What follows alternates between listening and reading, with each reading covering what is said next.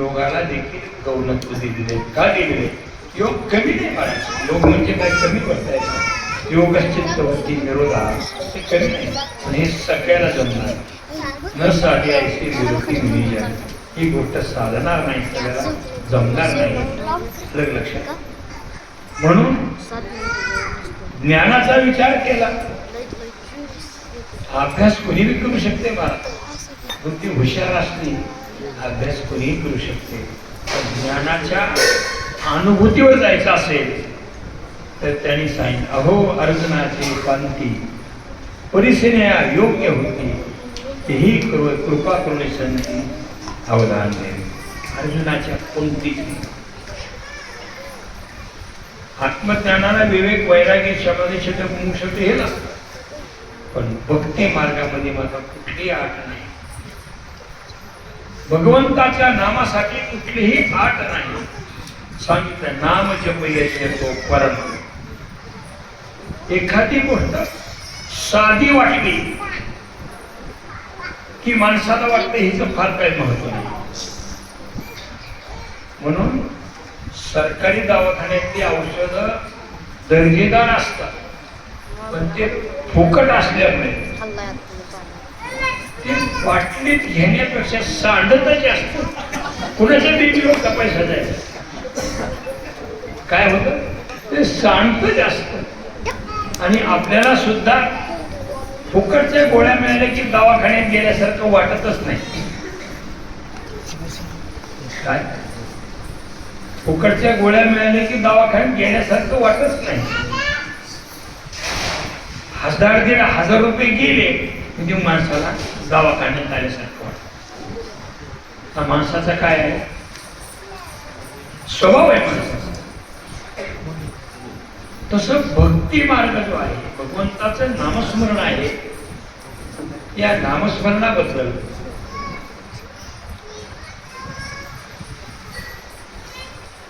ज्ञानोबराई म्हणतात,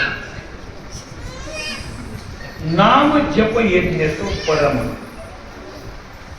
नाम जप यज्ञ हरिपाठ आपण म्हणतो, भगवंताचं नामचिंतन म्हणतो. मगाशी बोलता बोलता आपण म्हणून गेलो की जी गोष्ट सर्वाच्या आवाक्यातली असते ती जास्त लोकप्रिय होते.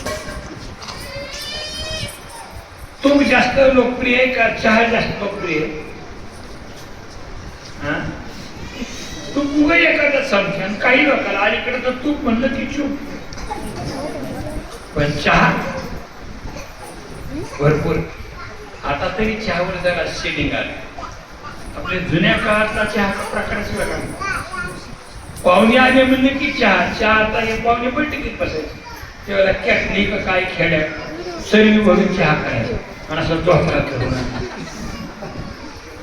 आता आपण जुनी माणसं आहेत, आपल्याला कसा आणायचं, सर्वी भरून चहा आणायचा आणि त्याला त्याला कडची का काय असं धोत्रात धरायचं आणायचं. आणि आणल्यावर कसं फार कपाशी कशी नव्हती, परत प्यायचे. वाढणारी माणसं कंजूस नव्हती, बड वाढायची. बरं पेणारी माणसं इतकी आताची सारखी नव्हती. एकदा प्यायला लागली की मशीन आणून पेणं आणि माणसाला चहा कधी सांगतात.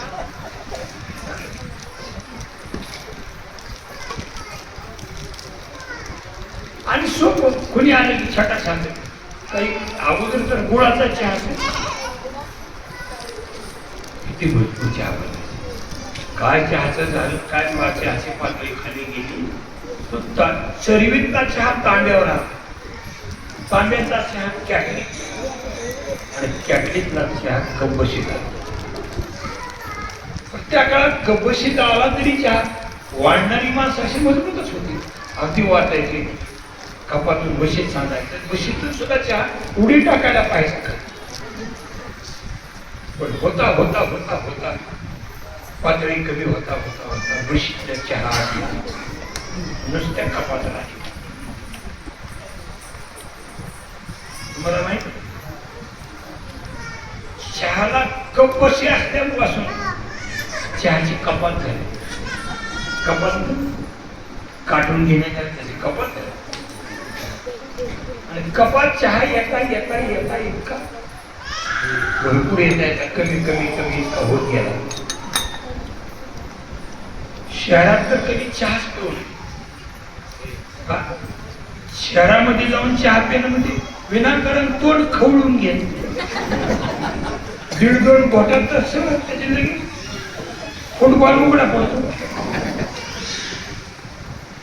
पण सर्वांच्या उपयोगात, सर्वांच्या आवश्यक तसं भक्ती मार्ग जो आहे, भगवंताचं नामसाधना जे आहे, महाराज म्हणतात त्याच्यात कुठलीही अट नाही, त्याला अधिकार असण्याची गरज नाही. नलगे अंघोळीतून धुवावे, अंघोळ नाही केली तरी नामस्मरण, तोंड नाही दुखत तरी नामस्मरण, असं कुठं असतं काय? बिगर आंघोळीचे बिगर तोंड धुता नामस्मरण घेतात, त्याला देव त्याला मानित का? देव त्याला स्वीकारेल का? आता तर अप टू डेट लागते.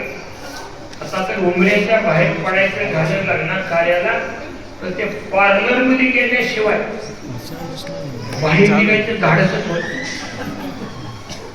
की वाटतं यदा कदाचित आपण बाहेर गेलो आणि कुणी जर पाहिलं तर आपल्याला नरकात ढकलून दिलं, आणि त्याचं ते एवढं फॅट झालं. मी त्या वाशीला लग्नाला बोलायला मी गेलो, मी त्यांना म्हणलं होतं मला पुढं नगरला कार्यक्रम आहे, तुम्ही लग्न वेळेत लावा. ती म्हणजे ठीक आहे या. तर आम्ही लग्नाला 12:15 लग्न 12:05 गेलो.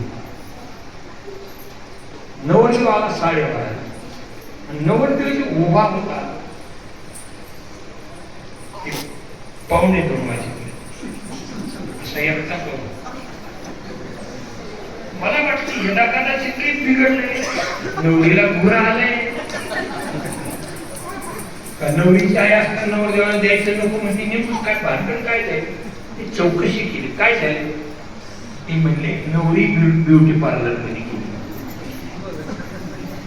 किती वेळ नवरदेव उभा राहिला, वाटप आहे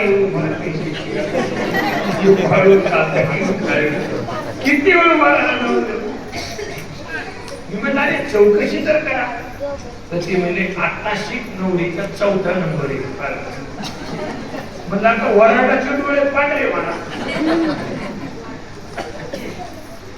कशासाठी बोलतो आपण?